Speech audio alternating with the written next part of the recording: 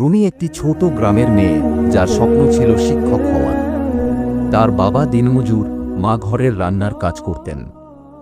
স্কুলে যাওয়ার পথে প্রতিদিন সে একটি ভাঙা সেতু পার হতো। একদিন বন্যায় সেতু ভেঙে গেলে রুমির স্কুল যাওয়া বন্ধ হওয়ার উপক্রম হল। শিক্ষক সজল স্যার বললেন, হাল ছেড়ো না রুমি, বিপদে ধৈর্যই বিজয়ের চাবি। রুমি প্রতিদিন নদীতে সাঁতার কেটে স্কুলে যেতে লাগল। গ্রামবাসী দেখে লজ্জিত হয়ে একসাথে নতুন সেতু বানাল। কিন্তু পরীক্ষার আগে রুমির বাবা অসুস্থ হয়ে পড়লেন। রুমি দিনে কাজ করে, রাতে মোমবাতি জেলে পড়ালেখা করত। একদিন সে ক্লান্তিতে পড়ে গিয়ে বইগুলো নষ্ট করে ফেলল।